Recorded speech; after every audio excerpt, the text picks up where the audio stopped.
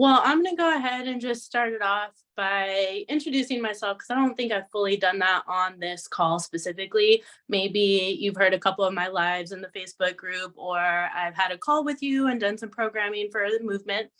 Um, but for those of you that have never met me and you're like, who the heck is this girl?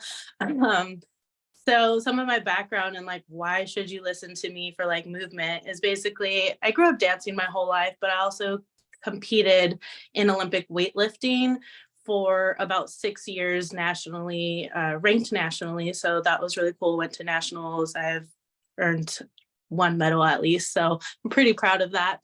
Got my bachelor's in exercise science, and I have a background of working in physical therapy clinics, so working one-on-one with patients. And then now I have a different job working more with the documentation side of things with physical therapy. And I've always just been passionate about movement, finding ways to make it fun for yourself. Um, and I know I'm the type of person where if I don't move my body in a couple of days, I'm like itching to like do something, at least yoga, stretch, just because I can start to feel those changes start to set into my body and I just don't feel as good. So if you ever have any questions, please feel free to reach out to me, whether it's in the Facebook group, coming here to this call. Um, I'm always happy to help. So that's a little bit about me. Today's topic is about creating consistency with movement. I think one of the very first things is that we have to ditch the all or nothing mindset. I understand that a lot of us are like super motivated when we come into something and we're like, yeah, we're going to change completely. We're going to go from not doing any workouts to working out 5 times a day, not a day, a week, 5 times a week. And I get it. We all get super motivated and we want to make, just see this like amazing transformation. But let's think about it in a way where if we were to, let's say you want to pick up reading as a habit and you're like, oh yeah, I'm going to start reading a book a day. And at that point you're like, well, that sounds ridiculous. No, like that doesn't seem doable for my lifestyle and what my priorities are to spend, hours reading a book. So try to think about it the same way where it's like if you're going from 0 to 5 times a week, that's just a little bit like too much to expect such a big transformation for yourself. It's better to start creating these like super small changes and you'll find that you become more consistent with that versus setting a big goal of 5 days a week and then once you're not able to maintain it, you have this negative self-talk and then you feel like you failed, right? Um, I think that another thing is for the progressive walking program that we have right now, it starts out with just 5 minutes a day. Now, some of you might be like, that sounds ridiculous. Like, how am I supposed to make progress if I'm only walking 5 times or 5 minutes a day? It's not about walking the 5 minutes. It's really not. It's about creating the habit. It's about putting on your shoes, finding that time in your day, putting on your shoes and showing up. You probably end up walking a little bit more than 5 minutes, but that small thing of just committing to that is going to make the biggest difference. I'm not sure if anyone has heard of or read the book Atomic Habits by James Clear. He talks about this and some of the, hi, Christy. In his book, he talks about how just putting on, there was somebody that wanted to create a habit of going to work out and they had never um, worked out before. So what this person did to get into the habit of doing it, all they would do was put on their shoes, put on the workout shoes, get dressed, and that was it. That was enough for that day. Maybe the following week, what they would do is put on their shoes and actually show up, drive to the gym, and then they could leave.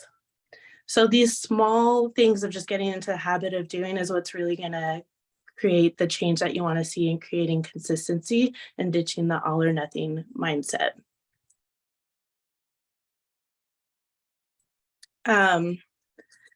The second thing is when we're oh, one second. Hi, Jamie Lynn. Um, if the second thing that will help with creating consistency with working out, and I kind of touched on this earlier, was coming from a place from self-love and not self-hate. Trying to create change is really difficult, but when we're trying to create this change and we're saying, ugh, I'm fat, I need to go to the gym. Ugh, I feel awful, I need to go to the gym. Oh no, these clothes don't fit, I need to go to the gym. It's gonna be a lot more difficult to actually show up to the gym versus if you focus on the positives of what your body is going to attain by you going to the gym. What is going to the gym gonna allow you to do? Focus on like, well, if I get a little bit stronger, I'll be able to pick up my niece a little bit better or my grandkids better. I won't like my back won't hurt when I'm bending over to pick up something.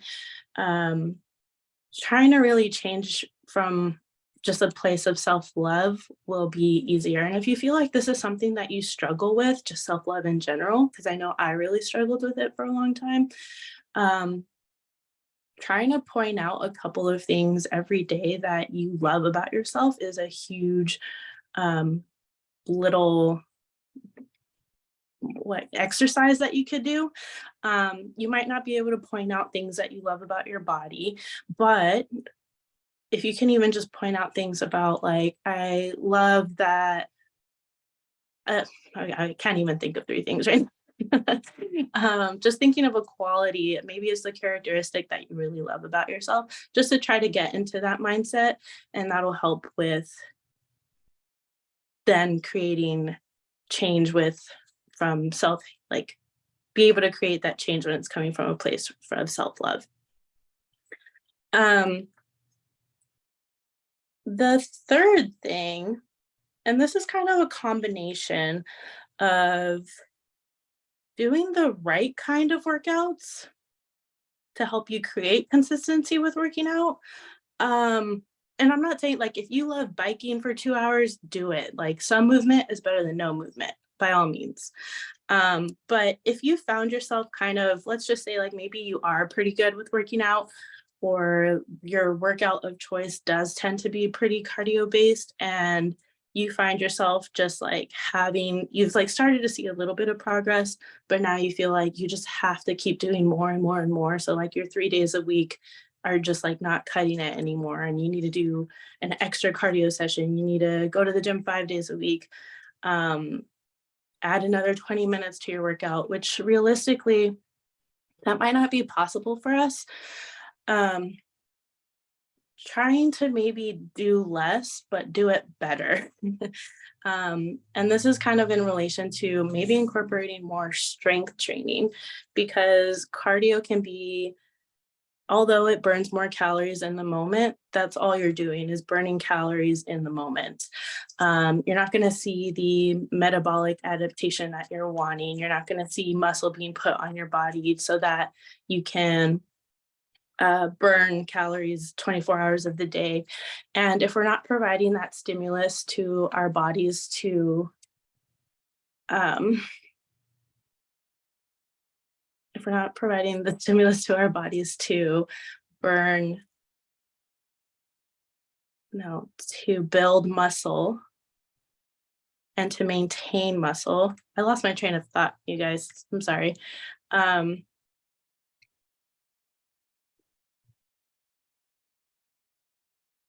and then I get stuck. um, Hold on, I'll get it back.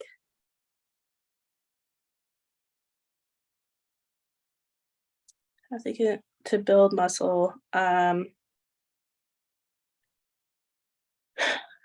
we're not providing that stimulus, our bodies will get rid of muscle, just because it's so metabolically, calorically expensive to maintain.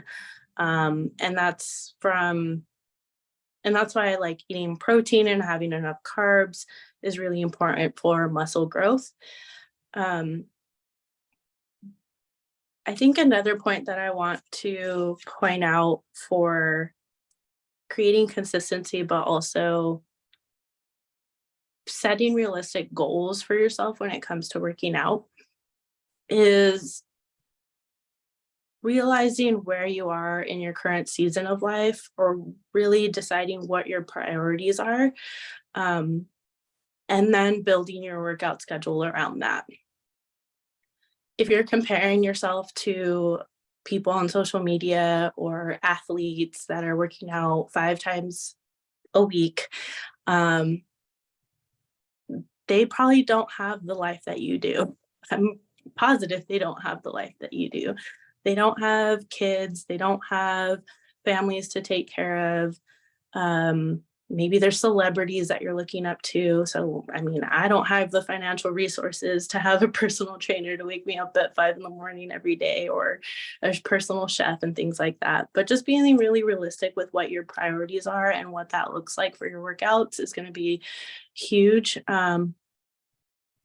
So maybe your goal is just to work out 2 times a week, realistically, for 30, 45 minutes at a time. You are more likely to stick to that over a period of 6 months versus trying to set a goal of 5 days a week, um, and only being able to accomplish that for a week or two, and then falling off, and then feeling bad.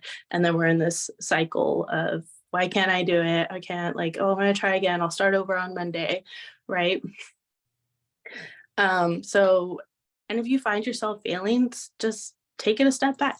Make that goal a little bit smaller until you're able to consistently do it. And this is where I encourage you guys to, like, use the app, use something to track your progress so that you can visibly see how many times you actually made it to the gym. What did you accomplish when you were there? Um,